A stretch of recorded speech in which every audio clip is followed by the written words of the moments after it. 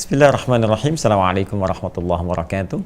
Alhamdulillahi wa kafa, wassalatu wassalamu ala rasulillahil mustafa wa ala alihi wa sahbihi wa man wafa wa ba'd. Fa ya ahbaballahi wa ahbab rasulihi sallallahu alaihi wasallam, usi nafsi wa iyyakum bitaqwallahi faqad fazal muttaqun fala tamutunna illa wa antum muslimun. Faqala ta'ala ya ayyuhalladzina amanu taqullaha haqqa tuqatih wa la tamutunna illa wa antum muslimun. Saudara-saudariku dimanapun Anda berada, berjumpa kembali dalam kajian Aku Suka. Ayo kultum sejenak untuk berbuka. Telah sampai kita pada episode yang ke-9, sekaligus menandai bahwa kita telah sampai di hari ke-9 Ramadan tahun 1442 Hijrah. Bermohon pada Allah Subhanahu wa Ta'ala, semoga Allah berkenan menerima seluruh amal ibadah kita yang telah ditunaikan di sepanjang Ramadan ini, baik siam, qiyam, ataupun juga doa-doa yang kita panjatkan, semoga berkenan diterima oleh Allah Subhanahu wa Ta'ala dengan penerimaan terbaik, insyaallah, amin ya rabbal alamin.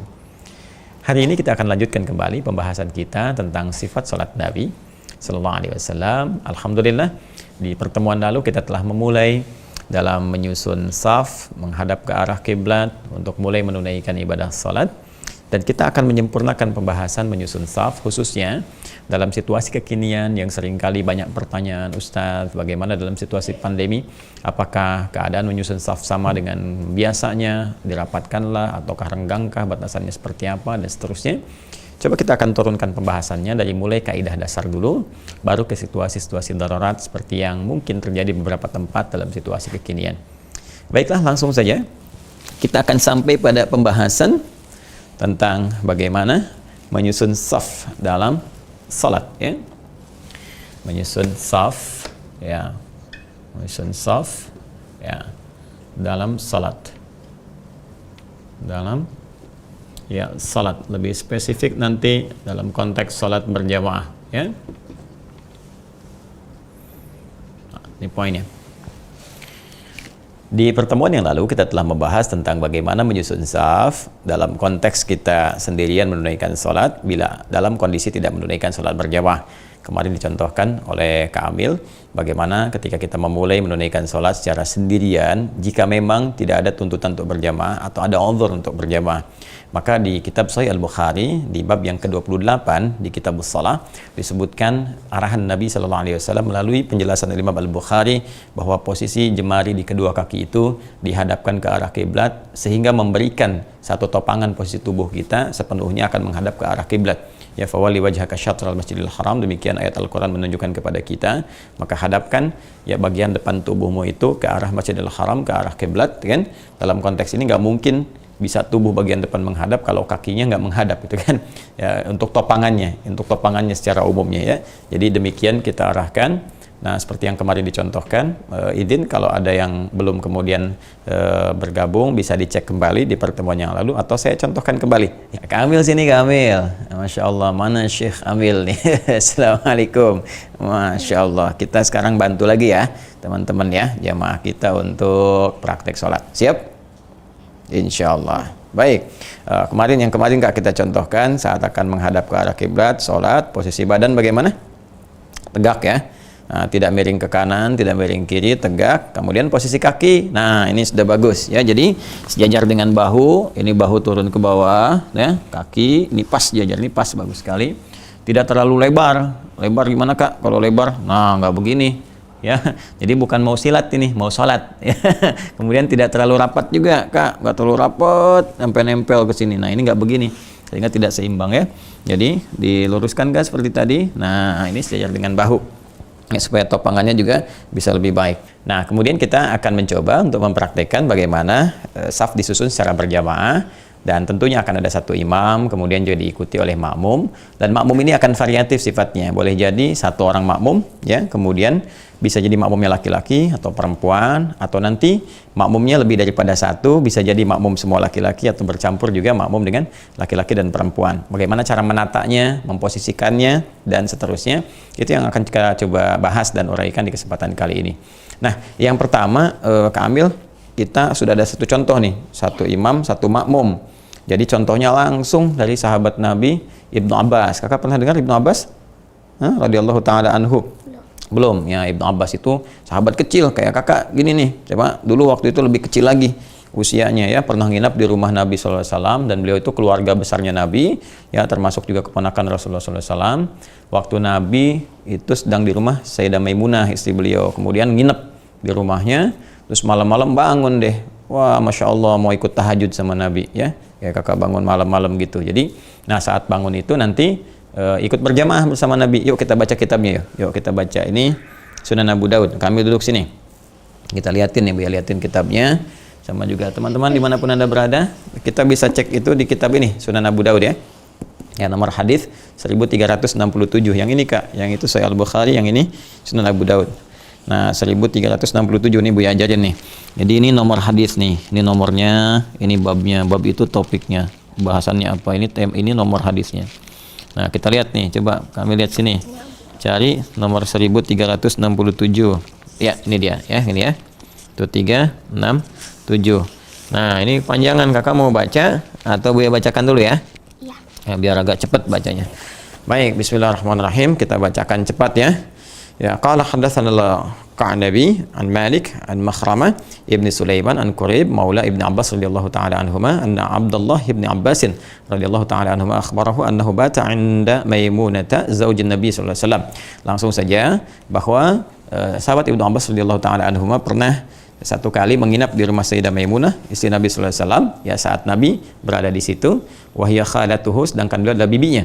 Ya, kemudian qala fattaja'tu fi ardil wisadati wa taja'a Rasulullah sallallahu alaihi wasallam wa ahlu fi tuliha. Jadi beliau tidur pada saat itu ya di satu ruangan bersama Nabi juga, bersama istri beliau, ya kan? Kemudian yang paling menarik teman-teman sekalian, fanama Rasulullah sallallahu alaihi wasallam hatta idza intasafa al-lailu aw qablahu biqalilin aw ba'dahu biqalilin istaiqadha Rasulullah sallallahu alaihi wasallam. Sampai ketika beliau kemudian istirahat Nabi sallallahu alaihi wasallam dan terbangun di malam hari ya, setelah tengah malam sedikit atau sebelumnya. Ini menunjukkan waktu kita ya untuk bisa bangun sekitar jam 2 lebih sedikit atau kurang ya, kalau lebih mungkin jam 3-an gitu kan, atau kurang dari itu sesuai dengan masa istirahat kita. Nanti di lain waktu kita bahas bagaimana kehidupan Nabi sallallahu alaihi wasallam dan kesehariannya. Dan setelah itu kemudian fajalasa yamsahun nauma an wajhi biyadihi. Kemudian beliau duduk dulu saat bangun, menghilangkan bekas ngantuknya ya, ini sunnahnya, dengan tangannya yang diduga bersih. Setelah itu kemudian faqara al-ashral ayat al-khawati min surati Ali Imran ya, kemudian beliau membaca 10 ayat terakhir surah Ali Imran. Nah, dan setelah itu nanti di Al-Bukhari nomor hadis 181 ditemukan baca doa bangun tidur ya, alhamdulillahilladzi ahyana ba'da ma amatana wa ilaihin nusyur. Tsumma dhahaba ila syanin mu'allaqah, kemudian pergi ke tempat tertutup untuk berwudu ya. Kemudian setelah itu fatawadda minha fa ahsana wudu'ahu, kemudian berwudu, menyempurnakan wudunya. Nah, tsumma qama yusalli. Kemudian beliau bersiap menunaikan salat. Qala Abdullah faqumtu fa sana'tu mithla ma sana'a. Ya, maka aku pun mengikuti langkah Nabi, aku bangun juga, Masya Allah. Kamil tuh, Ibnu Abbas anak kecil, malam-malam Nabi bangun, ikut bangun, pengen tahajud ya. Jadi bisa begitu kalau Bu ya, iya bangun sendiri. Jadi melihat Nabi bangun, Rasulullah bangun, beliau bangun ya, ikut. Kakak mau seperti itu? Bangun malam-malam beliau bangun, kakak ikut bangun ya. Kemudian teman-teman sekalian, di sini yang paling menarik, tsumma dhahabtu faqumtu ila jambihi fa wada'a Rasulullah sallallahu alaihi wasallam yadahu al-yumna ala ra'si fa akhadha bi udhuni yaftiluha. Ini Kak, yuk kita praktekin. Jadi ilustrasinya begini, kami lisin lagi ilustrasinya. Jadi ketika Rasulullah sallallahu alaihi wasallam menunaikan salat itu ya, kita ilustrasikan saja ya. Nah, beliau menunaikan sholat, tiba-tiba datang Ibnu Abbas radhiyallahu taala anhuma, ini sholat di sisi Nabi ya, seperti ini nih kurang lebih ya, bijambihi, di sampingnya, begini kan. Kemudian Nabi dengan tangan kanannya, nah ini ya, kemudian menarik Ibnu Abbas itu dengan lembut melalui kupingnya, gini Kak, maaf Kak ya. Nah, gini ya sini. Gini ya. Nah, ini di Arab tuh harus tahu ya. Jangan dibayangkan tentang keadaan di Indonesia. Ingat, culture-nya, kulturnya bisa tidak sama. Jangan dibayangkan kok nariknya kuping sih, nggak bahu, nggak tangan. Begini Joni. Jadi kalau kita mau belajar dengan baik, jangan dibawa satu karakter, satu tempat, keadaan disamakan dengan kita. Misal, ya di Arab itu nggak boleh misalnya ke kepala, ke bagian belakang bawah begini, nepuk apa. Itu tandanya sesuatu bermasalah sekali. gitu kan? Nah, bagaimana kalau misalnya ketemu bisa jadi antara pelukan, nah, itu kan di kita jarang kalau ketemu pelukan, ya, atau bahkan misalnya mencium kening kalau ulama dicium dan seterusnya, gitu kan? Nah, itu hal-hal yang spesifik yang kalau baik itu bisa dilestarikan, tapi boleh jadi nggak sama sepanjang tidak bertentangan dengan syariat. Nah, membawa ini bagian dari sayang. Makanya orang tua kita dulu itu kalau mau ngarahkan anak, kadang-kadang kayak dijewer gitu kan? Nggak dijewer. Nah, ini secara penelitian ternyata itu ketika orang tua menjewer dalam keadaan tertentu, ya, nggak harus ini dijewer, nggak, itu bisa merespon, ya, bagian satu otak tertentu atau bagian tubuh tertentu di seorang anak sehingga berkembang, ya, stimulus dia membuat dia semakin lebih cerdas, lebih pintar dalam kondisi tertentu. Jangan disimpulkan begini, oh anak saya pengen pintar, jewer, oh, nggak begitu, ya. Jadi bagian mendidik anak itu ada bagian-bagian tertentu di tubuh yang harus disentuh atau diluruskan. Nah, ini singkatnya ketika Rasulullah SAW sholat diilustrasikan, ya. Saya di Hidayat hanya mencontohkan saja, dan tentunya sesuatu yang terjadinya sesungguhnya itu sesuai dengan masanya, dan kita bisa lihat saat kembali kepada Allah Subhanahu Wa Taala. Ilustrasinya Nabi sedang sholat, kemudian ada anak kecil Ibnu Abbas radhiyallahu taala anhuma di belakang sisi samping, ya, Nabi, si kanannya begini, lalu Nabi menariknya untuk bisa mendekatkan kepada Rasulullah. Nah, sehingga keadaannya rapat begini. Nah, rapat dengan Nabi. Nah, rapatnya ini teman-teman sekalian, menariknya ini diilustrasikan. Nah, ini dekat dengan Nabi seperti ini, sejajar, ya, sejajar seperti ini. Nah, dari sini ada yang kemudian menyimpulkan bahwa boleh antara imam satu, kalau imamnya satu orang, ya, jelas satu orang. Kalau imam, ya, makmumnya satu, maka posisinya boleh sejajar seperti ini, ya, boleh sejajar begini. Jelas, ya? Nah, jadi kalau nanti kita ingin membangun saf berjamaah, misalnya satu imam di sini, makmumnya posisi sebelah kanan, bukan kiri, ya, makmum sebelah kanan, maka posisinya boleh sejajar kalau berdua begini. Ya, kalau ingin menandakan spesifik misalnya boleh juga, ya, seperti kita jadikan misalnya tetap rapat safnya, namun demikian yang imam lebih maju sedikit, misalnya seperti ini sedikit. Kalau kita sholatkan ke bawah, ya, maka imamnya misalnya di sini, makmum di sini sedikit boleh, ya. Baik, kalau kita ingin mengambil yang pertama tadi sejajar seperti ini bisa, ya, sejajar begini, cuma untuk menandakan posisi imamnya berada di sebelah kiri, makmumnya kanan. Jelas, ya? Ini posisi imam satu orang, makmum satu orang. Nah, kalau sekarang makmumnya perempuan bagaimana? Ya, harus nyari perempuan nih, ya. Mbak Amel mana, Mbak Amel? Amel, Masya Allah, sini Mbak Amel. Assalamualaikum, salimlah. Nah, ini karena perempuan, ini kalau masih kecil karena pendidikan belum balik, boleh-boleh saja, ya. Kita misalnya kalau khawatir, ya, anak kita dalam keadaan belum balik, khawatir ada sesuatu, boleh kita tarik ke dekat kita. Tadi pun ada yang mengartikan demikian, karena Ibnu Abbas dulu masih kecil, ya, khawatir terjadi sesuatu, maka ditarik, didekatkan supaya kalau ada apa-apa bisa dikondisikan lebih dulu, ya. Kalaupun di luar itu ada yang menafsirkan, ya, tetap kembali seperti semula, yaitu posisi imam sedikit lebih maju. Tapi juga ada yang tekstual, sejajar boleh. Nah, kalau seperti ini masih kecil. Kalau masih kecil kita khawatir ada apa-apa bisa di sekitaran kita. Tapi kalau dia sudah menjelang agak dewasa, maka posisi yang perempuan safnya di mana coba Mbak Amel? Ayo. Nah, kalau Buya di depan sini, ya, maka perempuan berada di belakang, ya. Nah, berada di belakang. Siap, berdiri tegak, Mbak Amel. Nah, sebentar Kak Amel, kita contohkan dulu Mbak Amel. Mbak Amel tegak posisinya, bagus, itu harus tertutup, ya, menghadap ke arah kiblat. Nah, ini teman-teman sekalian di belakang persis, ya, di belakang imam. Jadi kalau saya berada di sini perempuan, ini misalnya imamnya, maka imamnya berada di sini. Nah, agak maju, ya, kasih jarak saja sehingga nanti pas sujud ataupun ruku itu tidak langsung terkena, ya. Jadi agak berjauhan, bisa dibuat misalnya dua saf ke belakang. Jadi ini satu saf, dua saf, di bagian saf itu dikhususkan untuk perempuan. Ya, kalau ini kondisi di rumah. Kalau di masjid tentunya sudah ada saf sendiri, ya, perempuan sendiri, laki-laki sendiri, dan dipisahkan dengan hijab yang di situ memisahkan antara saf laki-laki dengan perempuannya. Ini kalau suami istri, ini suami, misalnya ini istri atau ini kakak adik seperti ini kakak, ini adiknya, laki-laki perempuan, ini di depan, ini di belakang, ya. Jadi bukan di sampingan begini atau kanan atau kiri. Jelas, ya? Nah, kalau ini misalnya ini perempuan misal ini perempuan misalkan ada perempuan lagi, maka yang ini di tengah, ini misalnya ibu, terus ini kakak, ini adik, bisa begini. Nah, jadi imamnya di tengah kalau sama-sama perempuan, ya. Jadi ini misalnya siapa? Ibu, ini adik, ini kakak ya. Nah, ini seperti ini. Jadi ini tengah-tengah dan posisinya ini di tengah imamnya. Ya. Nah, kurang lebih demikian. Kakak dengan Mbak ke sana dulu sebentar, biar teruskan lagi. Terima kasih. Jazakumullah khair. Baik, nah itu kondisi antara imam satu orang, jelas, kemudian makmumnya satu, atau kondisi antara imam laki-laki, makmum perempuan. Nah sekarang akan kita hadirkan bagaimana kalau kondisi makmumnya beragam. Jadi imam satu orang, jelas, makmum satu orang, kemudian muncul makmum satu lagi. Ya, kita minta bantuan lagi. Bismillah, Kamil, boleh kesini lagi? Ya. Nah ini Kamil jadi makmum, Buya, misalnya di sini. Nah, Buya dulu di sini, ini seperti ini. Nah, saat sedang begini tiba-tiba ada satu orang datang lagi misalnya, ya, masbuk. Nah, ini misalnya taruhlah kayak tadi Ibnu Abbas, datang lagi satu orang. Boleh dicontohkan lagi, Mas? Mas, ya. Wah, ini kalau itu Ibnu Abbas, ini Mang Abbas. Kalau ini Mang Abbas gini, ini Syekh Sudan ya. Sudan, Susukan dekat Banjaran.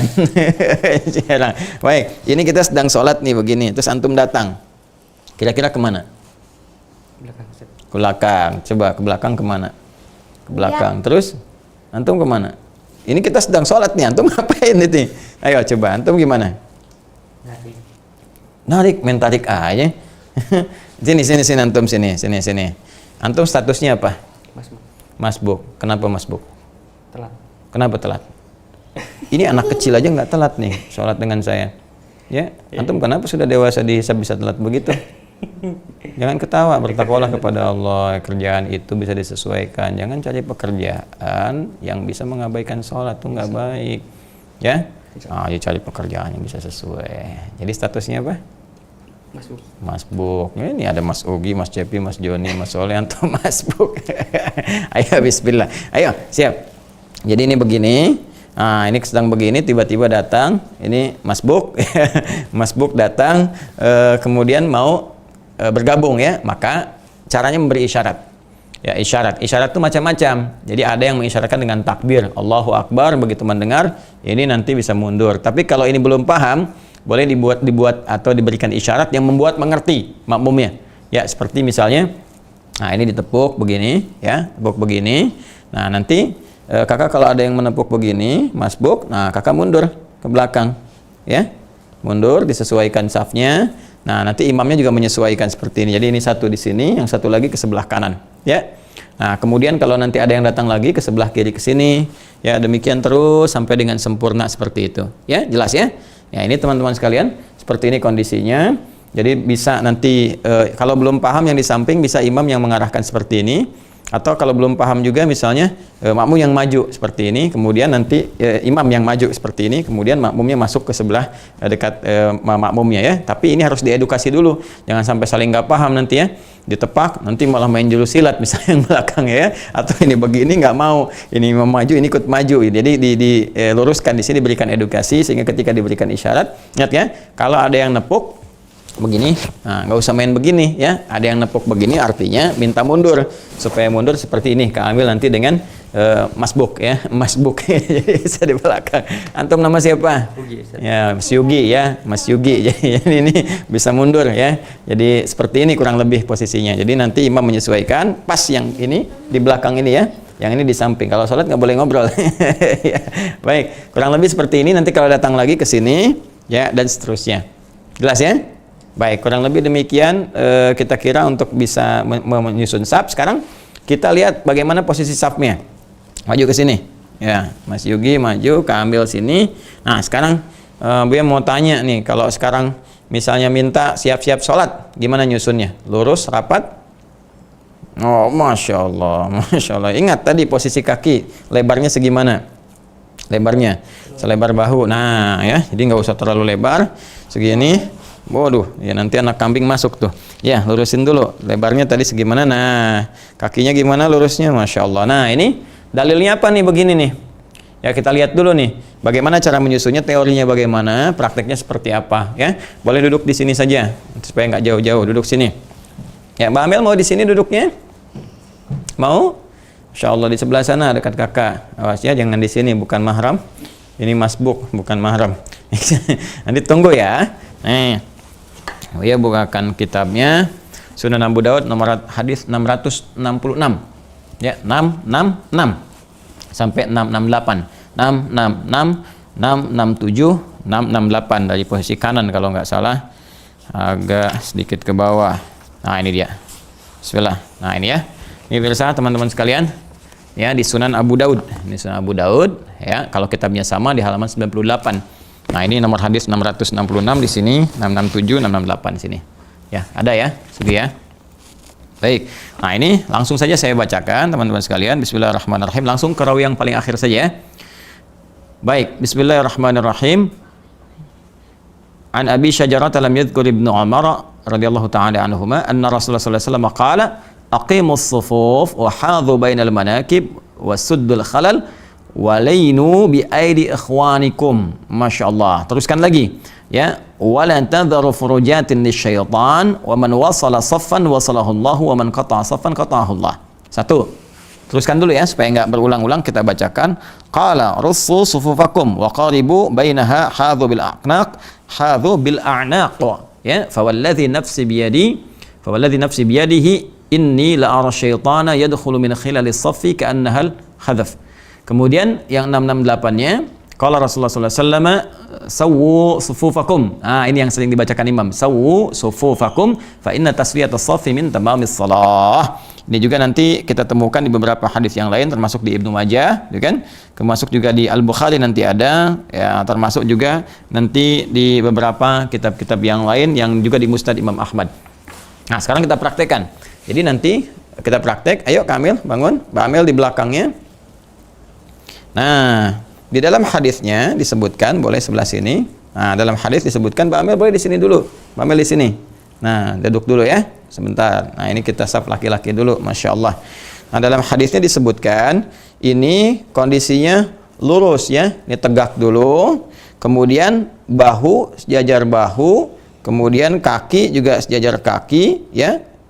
Dan nanti yang paling menarik, tarasau itu rapat ya. Nah, ini pemahaman ini ada dua pemahaman. Ada yang tekstual. Ya, tekstual itu artinya ya begitu hadisnya begitu dipahaminya.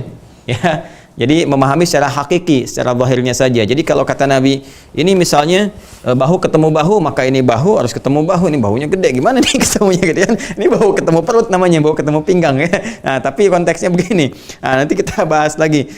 Bagian bawahnya, ya ini kemudian kaki temu kaki, tumit ketemu tumit. Jadi ini tumit, nggak mungkin tumit ketemu kecuali kalau kakinya tegak lurus begini. Nah, gini Kak, betul Kak. Nah, jadi ini teman-teman sekalian seperti ini. Ya, jadi kalau misalnya berdirinya begini, izin Kak ya. Nah, begini, ini buka begini. Nah, Mas Yugi juga buka begini. Nah, itu buka. Nah, ini tumit nggak ketemu tumit dalam pengertian tekstual ya, yang tekstual. Jadi kalau yang tekstual mengatakan kalau tumit ketemu tumit ya ini harus lurus, gitu kan? Nah, seperti ini seperti ini. Jadi kalau ini lurus sama-sama lurus, maka ini pun akan sejajar.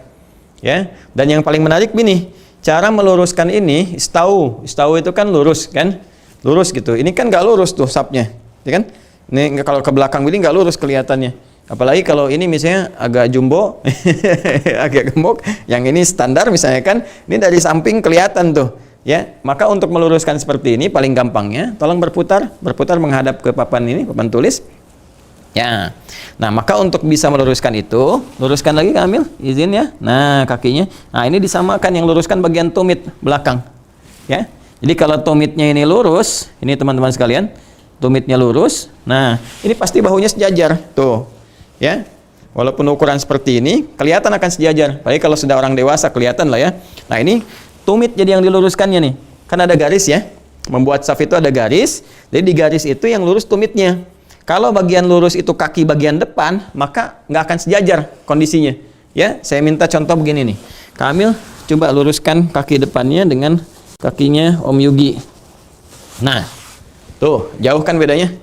Ya, ya. Tapi kalau kita misalnya luruskan bagian tumit, bagian belakangnya, tuh, ya, rapi. Ya, ininya rapi. Jadi berbalik lagi ke sini sayang. Ya, balik lagi begini. Nah, jadi pertama, lurus itu ketika istau, kan? Luruskan. Nah, yang dimaksud lurus itu biasa suka dibuat garis saf-saf di masjid, itu tumit bagian belakang. Jadi tumitnya, jadi begitu sudah lurus, teman-teman sekalian, ada garis, bikin garis lurus nih, ambil begini ya. Nah, ya, misalnya ini taruhlah garis saja di masjid kan seperti ini. Nah, ini yang diluruskan tumitnya, kaki bagian belakang. Nah, ini ya, tumit di sini tumit. Nah, jadi kalau ini buat tumit, nanti bahunya sejajar. Ya, karena posisi tumit itu pasti akan bagian ke belakang bagian bahu itu membuat lebih lurus ya, lebih sejajar. Tapi kalau kita misalnya yang kita luruskan bagian jemarinya, jemari di sini, jemari kaki, ya ini jemari kaki, ya bahasa apa? Italia ramo ya. Ramo gitu.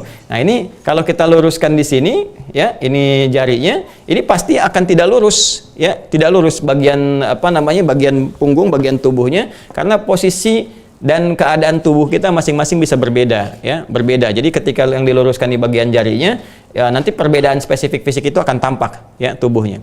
Baik, ini bagian yang tadi kita uraikan. Sekarang kita kembali lagi, Mbak Amel duduk lagi di sini, ya. Nah, jadi pertama yang kita susun itu adalah ini rapi, lurus. Yang lurus itu bagian tumit, ingat ya, bagian belakangnya untuk yang laki-laki. Nah, ini yang tekstual. Jadi tekstual itu apa adanya menurut hadis seperti ini. Jadi lurus, tumit nempel ke tumit, bahu nempel ke bahu gitu kan. Kemudian kaki sejajar, mundur Kakak Amil, diluruskan seperti yang tadi. Nah, kurang lebih begini. Jadi posisi kakinya teman-teman bisa dilihat. Jadi kalau yang tekstual itu tidak begini, tapi begini ya. Nah, begini, kemudian sama-sama lurus, jadi begini lurusnya. Ya, jadi begini saat lurus tuh. Jadi bahunya juga sejajar di sini, ya. Baik, ini kondisi yang pertama. Tapi ingat hadisnya tadi belum selesai, ya. Karena hadisnya mengatakan lainu bi aidi ikhwanikum, bima makna, tapi kalian harus melembutkan, memberi ruang kepada saudara-saudara kalian. Jangan terlalu rapat betul sampai saking rapatnya, izin Kakak ambil sebelah sini. Ya, misal saking rapatnya begini, ya, ini rapat begini juga, pengen rapat mau takbir nggak bisa gitu ya, susah misalnya begini tuh. Ya, jadi jangan sampai terjadi begitu. Jadi walaupun ini rapat begini, ya, tetap ada kondisi yang memudahkan kita untuk bertakbir. Ya, jadi jangan sampai mau takbir jadi susah, itu tidak dibenarkan. Ya, jadi jangan sampai semangat nyusun saf tapi mau takbir susah, itu nggak benar justru. Ya, itu keluar dari pemaknaan. Nah, ini tafsir yang pertama ya. Yang kedua, yang dimaksud hadis tadi itu bahasa majas, kiasan. Ya, jadi yang dimaksudkan bahu ketemu bahu, kaki ketemu kaki gitu kan, tumit ketemu tumit, bahkan nanti ada lutut ketemu lutut. Ya, ini yang dimaksudkan, maksudnya coba bikin saf yang rapi, yang bagus, tapi dalam saat yang bersamaan kaidahnya dipakai walainu bi aidi ikhwanikum, tetap bersikap nyaman, memberikan ruang, ya, melembutkan sehingga tangan-tangan kawanmu itu bisa bergerak dengan mudah. Ya, tangan bisa bergerak mudah, kemudian juga untuk ruku mudah, sujud mudah. Maka ada yang menafsirkan adalah ini nggak ada masalah karena kita lihat di tafsir yang lainnya anak kambing jangan sampai masuk dalam saf itu, ya, sehingga memberi kesan setan pun tidak masuk ya dalam ruang apa namanya saf itu. Nanti ada dua riwayat ya, yang satu terkait dengan sujud, yang satu terkait dengan saf. Makanya ada ulama nanti yang membuat satu jengkal, ya. Contoh jengkalan seperti ini paling maksimal. Atau nanti lebih kecil daripada itu, yang penting untuk takbir enak. Makanya ada yang mengukur posisi kakinya begini. Nah, seperti ini. Ya, yang kebuka keluar itu begini.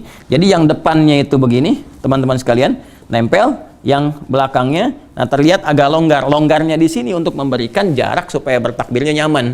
Nah, seperti ini, ya. Nah, jadi kalau misalnya ini di samping saya, Kakak Amil di samping Buya, saya di sini. Nah, ini posisi kakinya seperti ini, teman-teman sekalian. Nah, ya kan? Ini pasti ada longgar kan di sini kan? Ya kan? Nah, kalau dilihat dari belakang nih masih rapat nih. Ini bahu ketemu bahu nih. Ya, ini saya bahu ketemu bahu nih. Ya, posisi demikian, kaki ketemu kaki gitu kan, tumit sejajar. Jadi ketika bertakbir, nah coba takbir, lebih enak ya. Nah, ini seperti ini. Nah, kemudian juga kalau kita tempelkan kayak tadi, nah ini lebih rapat lagi. Nah, ini kalau mau begini tetap jangan melanggar hadis. Ya, apa yang kita tidak boleh langgar itu saat takbir jangan sampai menyulitkan. Harus ada bagian jarak yang memungkinkan kita untuk bertakbir nyaman. Sehingga ada yang memandang bahwa yang begini lebih fleksibel, ya, yang terbuka seperti ini sedikit, yang depannya nempel begini. Ya, kalau disorot kamera ke kaki saya, ya. Jadi ini yang depannya tuh nempel begini, yang belakangnya terbuka begini, ya. Nah, sehingga memberikan jarak untuk bertakbir itu lebih nyaman seperti ini. Ya, ini yang disebut dengan kiasan, sehingga celahnya ini teman-teman sekalian, nih kalau kan ini rapat nih, ya bagian atas juga. Ya kita menutup celah-celah ini supaya nggak ada kesan setan masuk. Nanti pas bagian takbir saya jelaskan ada setan yang khusus menggoda orang sholat. Ya, dan diilustrasikan anak kambing nggak masuk. Ini kan anak kambing susah lah masuk ke sini. Untuk ke arah sini ini ukurannya begini. Jadi ukuran nutup begini dan nyaman untuk bertakbir.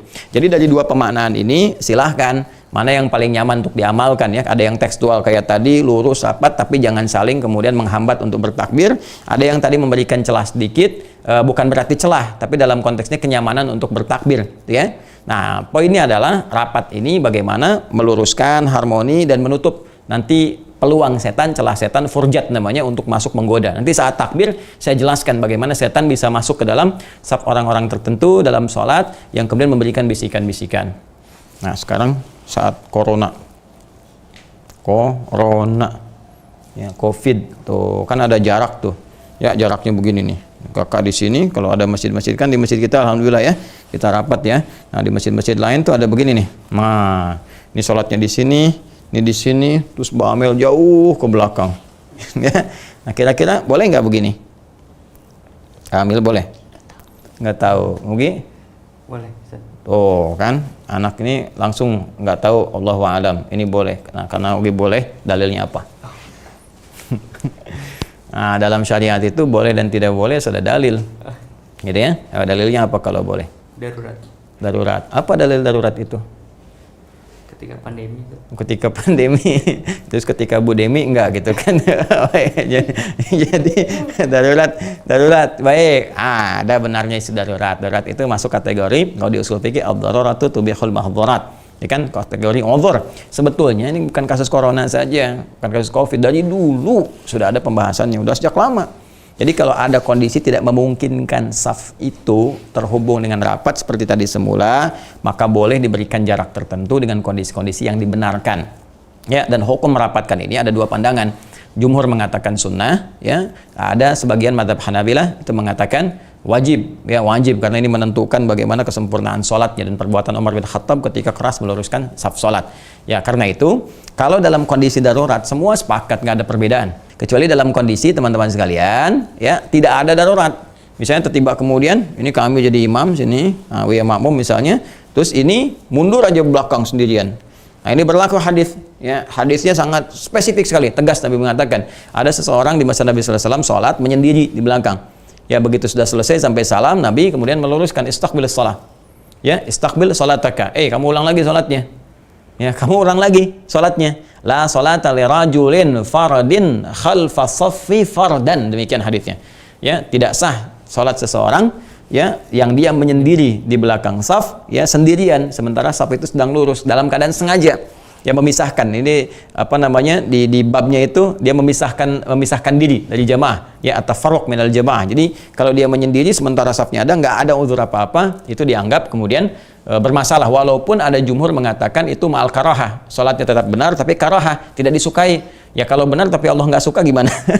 Ya, tapi ada sebagian yang mengatakan mesti diulang karena hadis tadi. Tapi karena ini kondisi darurat teman-teman sekalian, maka darurat itu tubihul mahdzurat membolehkan. Cuma begini, bagaimana detil darurat itu?